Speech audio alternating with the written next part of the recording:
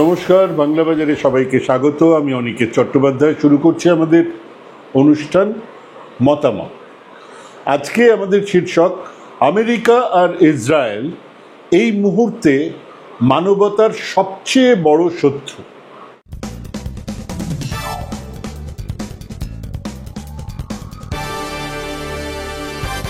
Israel হলো মধ্যপ্রাচ্যের super killer. আমেরিকার নির্দেশেই তারা এই ধ্বংসলীলা চালাচ্ছে। হ্যাঁ, তারা শক্তিশালী, তাদের হাতের অস্ত্র অনেক ধারালো।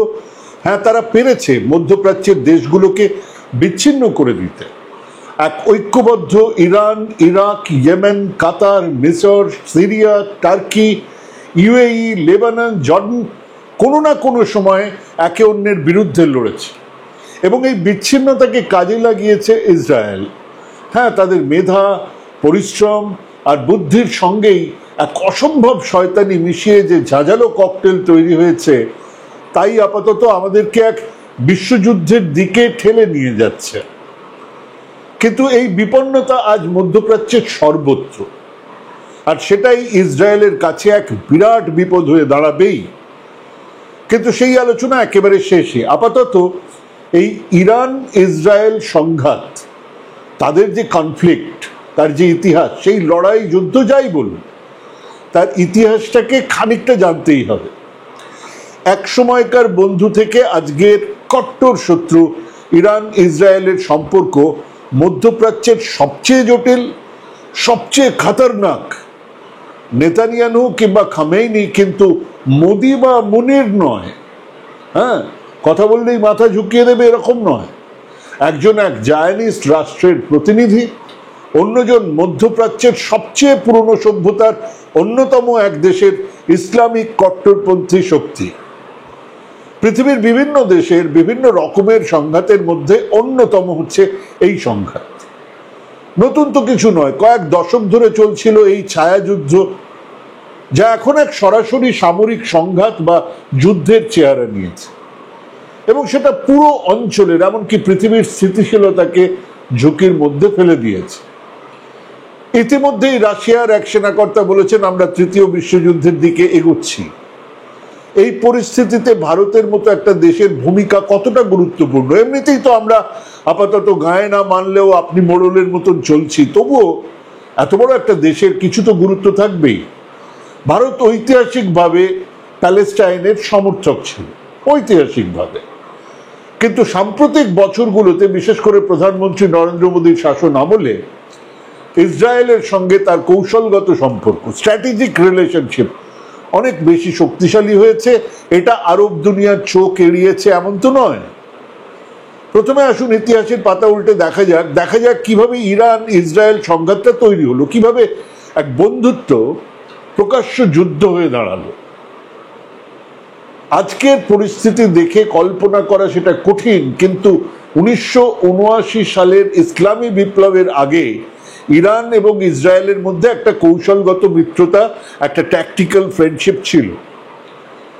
এই সম্পর্কের ভিত্তি ছিল পেরিফেরি ডক্ট্রিন আর প্রান্তীয় মতবাদ। মানে হচ্ছে আরব দেশগুলোর প্রভাবে মোকাবিলা করার জন্য আরব রাষ্ট্রগুলো, যেমন ইরান, তুরস্ক এবং ইথিওপিয়ার মতো দেশগুলোর সঙ্গে ইসরায়েলের জোট গঠন করা।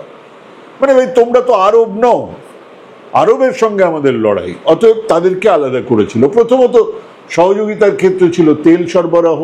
ইরান ছিল ইসরায়েলের তেলের অন্যতম প্রধান উৎস, আর ছিল গোয়েন্দা তথ্য আদান প্রদান। হ্যাঁ, ইরানের কুখ্যাত গোয়েন্দা সংস্থা সাভাক এবং ইসরায়েলের মোসাদ, এদের মধ্যে একটা ঘনিষ্ঠ সহযোগিতাও ছিল।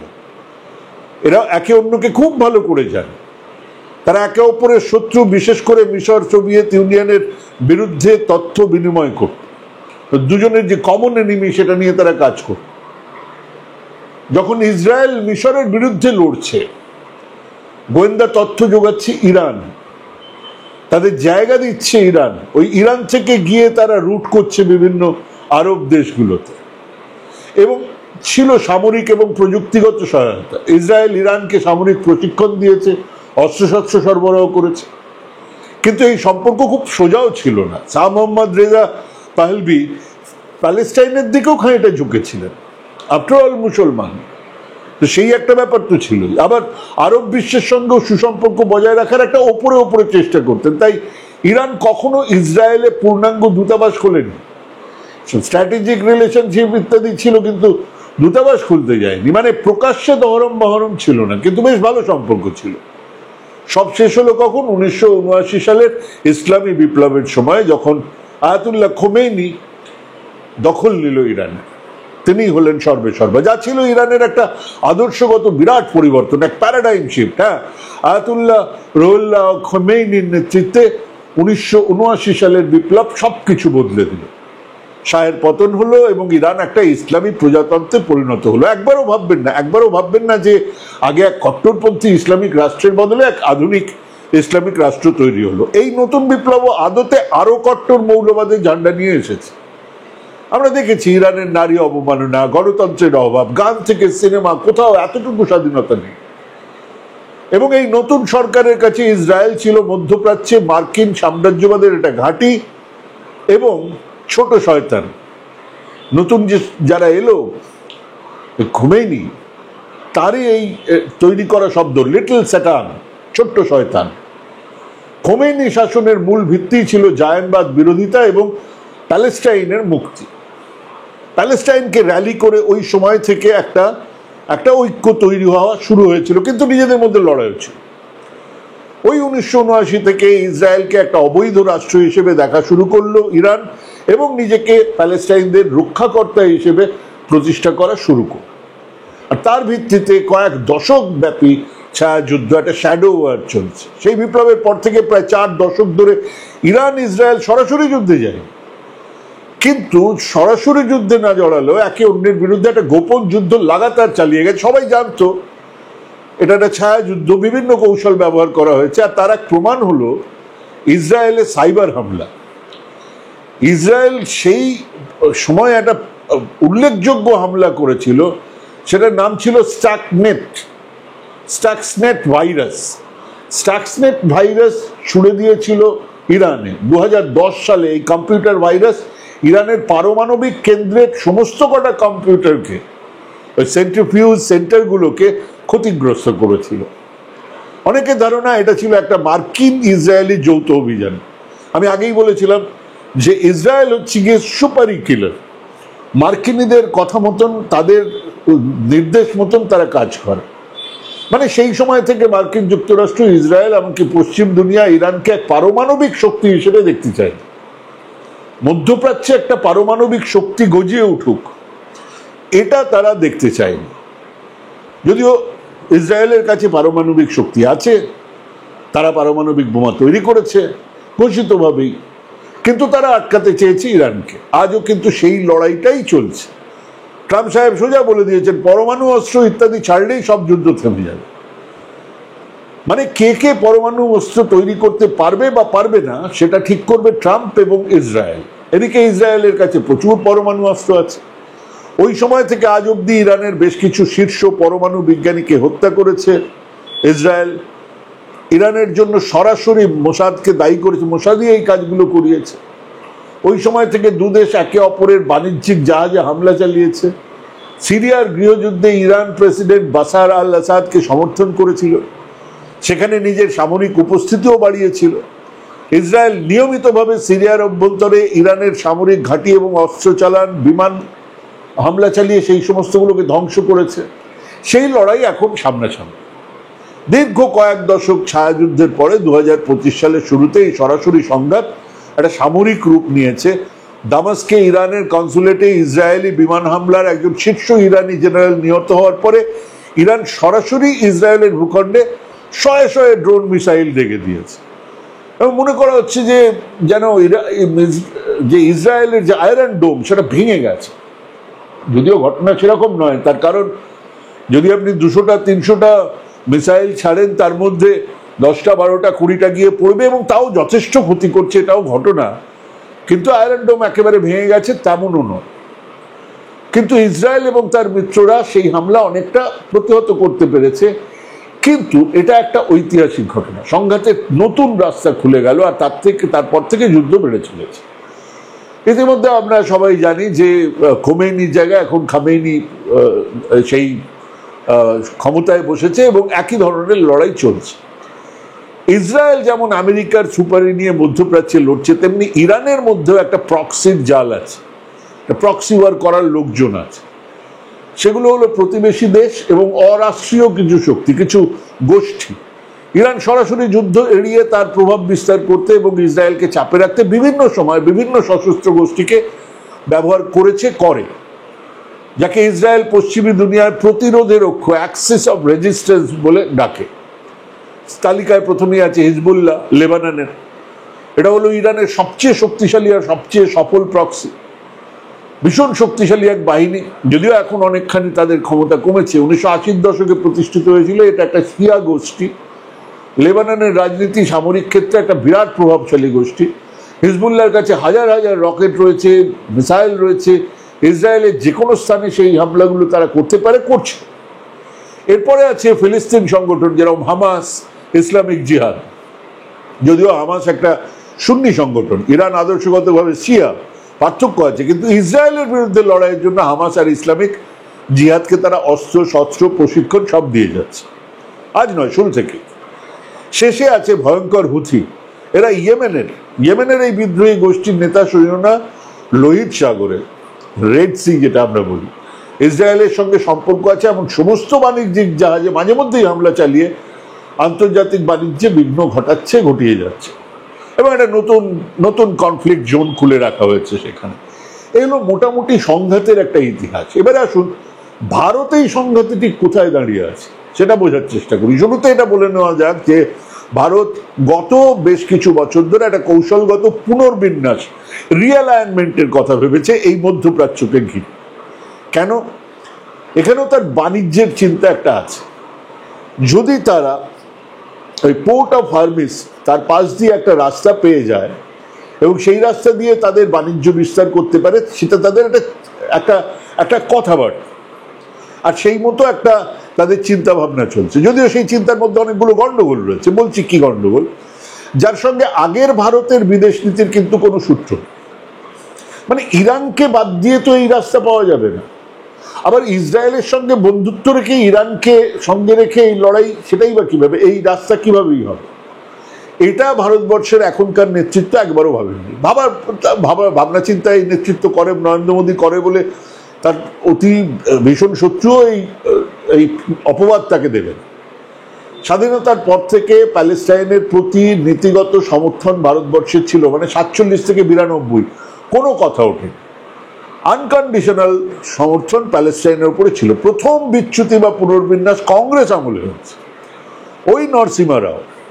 এই নরসিমা রাও একজন লোক কংগ্রেসের, যিনি কাজগুলো যা যা করেছেন সবটা আজকে বিজেপি কেবলমাত্র এগিয়ে নিয়ে যাচ্ছে। এটা একটা দেখার ব্যাপার।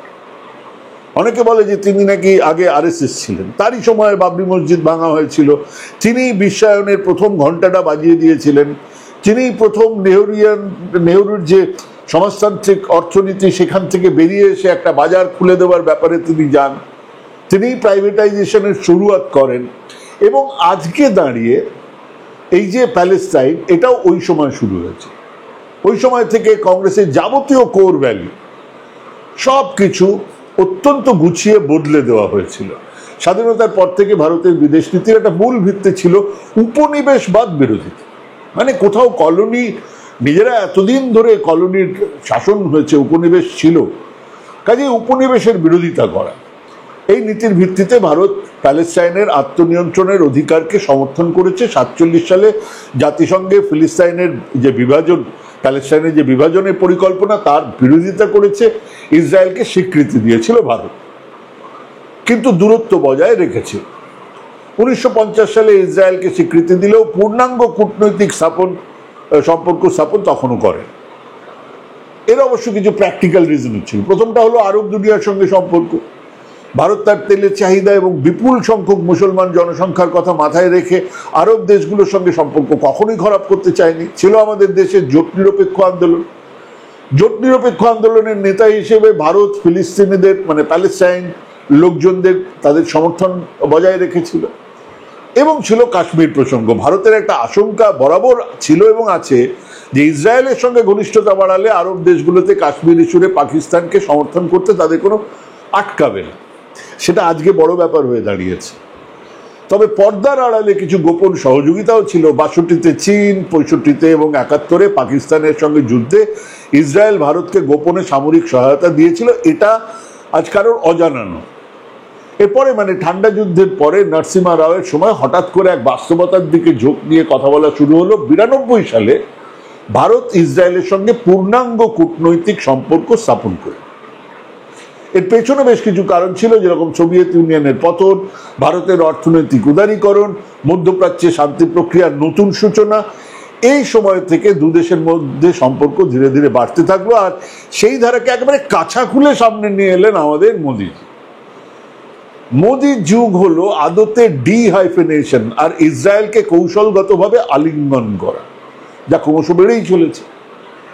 মোদিজির অধীনে ভারতের মধ্যপ্রাচ্য নীতিতে এত বড় একটা পরিবর্তন, এই যে ডিহাইফেনেশন, দুটোকে আলাদা করে দেওয়া, এই নীতিটা কি? এই নীতিটার মূল অর্থ হলো ভারত তার ইসরায়েল এবং ফিলিস্তাইন মানে প্যালেস্টাইনের সঙ্গে সম্পর্ককে একে অন্যের থেকে আলাদা করে দেখবে। মানে তোমার সঙ্গে বন্ধুত্ব, তোমার সঙ্গে বন্ধুত্ব, তোমাদের দুজনের শত্রুতা তোমরা বুঝে নাও। এটা যদি সত্যি করে হতো কোনো অসুবিধাই ছিল না, কিন্তু এরকম তো সম্ভব নয়। একে অন্যের একটা আর্ক রাইভাল। আজকে গোটা আরব দুনিয়া, গোটা মধ্যপ্রাচ্যের লড়াইটাই ওই প্যালেস্টাইনকে কেন্দ্র করে। সেখানে আমি প্যালেস্টাইনেরও বন্ধু, ইসরায়েলেরও বন্ধু, এ তো হয় না। যার ফলে এই অবস্থায় এসে দাঁড়িয়েছে। ভারতের ঐতিহাসিক সমর্থন ইসরায়েলের সঙ্গে কৌশলগত অংশীদারিত্বের পথে বাধা হয়ে দাঁড়াবে না, এরকমটা ভেবে তারা করতে শুরু করেছেন, কিন্তু তা হচ্ছে। আর এই নীতির জন্য ভারত ইসরায়েলের মধ্যে সম্পর্ক একটা নতুন উচ্চতায় পৌঁছেছে। হ্যাঁ, ইসরায়েলের ভারতের এখন শীর্ষ অস্ত্র সরবরাহ যারা করে তাদের মধ্যে অন্যতম, সবচেয়ে বেশি অস্ত্র আসে। যৌথভাবে মিসাইল সিস্টেম, ড্রোন, নানান রকমের সামরিক প্রযুক্তি তৈরি করছে। ইসরায়েলের জল সংরক্ষণ, কৃষি প্রযুক্তি ভারতের জন্য কাজ করছে, ভারতে এসে কাজ করছে।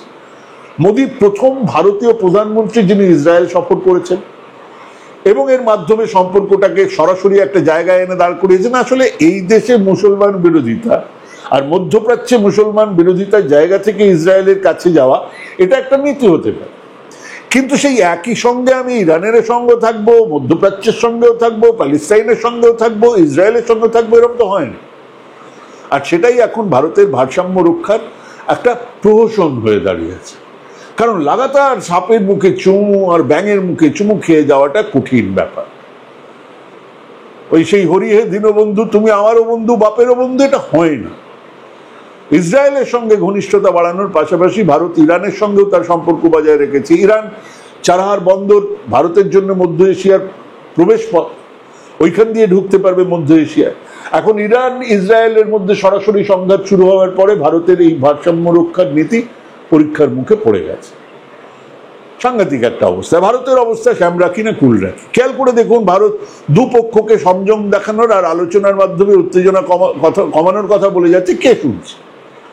সাংঘাই সহযোগিতা এসসিও বৈঠকে যখন ইসরায়েলের হামলার বিরুদ্ধে নিন্দা জানিয়ে যৌথ বিবৃতি দেওয়ার প্রস্তাব এসেছে, তখন ভারত সেই আলোচনা থেকে নিজেকে দূরে সরিয়ে রাখে। ভারত একদিকে যেমন ইরানের সঙ্গে তার সম্পর্ক নষ্ট করতে চাইছে না, আবার কৌশলগত অংশীদার ইসরায়েলের নিন্দাও করতে রাজি হচ্ছে না। চেয়ে চিনতে নেমন্তন্ন নিয়ে মোদীজি তো গেলেন G7 বৈঠকে, সেখানে ইসরায়েল ইরান নিয়ে কোন পক্ষে তিনি থাকলেন জানেন। রাষ্ট্রসংঘেও এক দোনমনো অবস্থা। ইরান ইসরায়েল সংঘাত আদর্শ, ভূরাজনৈতিক প্রতিযোগিতা এবং পারমাণবিক উচ্চাকাঙ্ক্ষার একটা জটিল মিশ্রণ, যা প্রক্সি গোষ্ঠীগুলোর মাধ্যমে আরো অস্থিতিশীল, আরো জটিল। আর সেই জটিল আবহে ভারতের এই টলমল বিদেশ নীতি আগামী দিনে একটা চ্যালেঞ্জের মুখোমুখি হবেই। আর ঠিক যে বাস্তব কারণে ভারতের এই ইসরায়েল ঘাঁষার নীতিতে ছিল না, ভারত ছিল না এই জায়গায়, সেই বাস্তব কারণগুলো আজ প্রশ্নচিহ্নের মুখে এসে দাঁড়িয়েছে। আদর্শ ভিত্তিক অবস্থান থেকে সরে এসে ভারত এখন ভারত প্রথম, ইন্ডিয়া ফার্স্ট এই নীতি অনুসরণ করে, যেখানে নাকি ভারতের স্বার্থ সর্বোচ্চ অগ্রাধিকার পাবে, ডিহাইফেনেশন নীতির মাধ্যমে ভারত সফলভাবে ইসরায়েলের সঙ্গে কৌশলগত সম্পর্ক, আবার ইরানের সঙ্গে, প্যালেস্টাইনের সঙ্গে তার ঐতিহ্যগত সমর্থন, ইরানের সঙ্গে সম্পর্ক সব রেখেছে। এটা সম্ভব হচ্ছে না। যুদ্ধের আগে পর্যন্ত তবু ঠিক ছিল, যুদ্ধ শুরু হওয়ার পরে কিন্তু দুশিবির বুঝে নিচ্ছে কে সঙ্গে কে বিরুদ্ধে। নির্জোর থাকা এক ব্যাপার, আর দোদুল্যমান থাকা আর এক ব্যাপার। মোদীজির বিদেশ নীতি আগামী দিনে ভারতকে সারা বিশ্বের থেকে কতটা বিচ্ছিন্ন করবে তা দেখার জন্য আমাদের আরো অসহায় হয়ে বসে থাকতে হবে। এ তো গেল ভারতের কথা। আমরা আবার আদত আলোচনাতে ফিরে যাই। আমেরিকা আর ইসরায়েল হাত মিলিয়ে মধ্যপ্রাচ্যকে, মিডল ইস্ট গোটা এলাকাটাকে ভাগাভাগি করে নিতে চায়। কতগুলো তাবেদার সরকার তৈরি করে ওখানে ইসরায়েল থাকবে, তুমি হচ্ছে গিয়ে এখানকার মোড়ল, আর আমেরিকা ওখানকার যা নিজের পাউন্ড অফ ফ্লেশ উনি বুঝে নিতে চান। ঠিক যেমন প্রথম বিশ্বযুদ্ধের পরে জার্মানিকে ভাগাভাগি করে নিয়েছিল ইউরোপের অন্যান্য দেশগুলো, কিন্তু তার মধ্যেই লুকিয়েছিল দ্বিতীয় বিশ্বযুদ্ধের বীজ। আসলে এই প্যালেস্টাইন হয়ে উঠেছে কেবল মধ্যপ্রাচ্য নয়, দুনিয়া জোড়া আমেরিকান সাম্রাজ্যবাদ বা ইসরায়েলের এই জায়নিস্ট শাসনের র্যালিং পয়েন্ট। হ্যাঁ, গাজা মিশে গেছে মাটিতে, হ্যাঁ প্যালেস্টাইন আজ ধ্বংস, কিন্তু সেই ছবি মানুষের মধ্যে রাগের জন্ম দিচ্ছে, প্রতিবাদের জন্ম দিচ্ছে।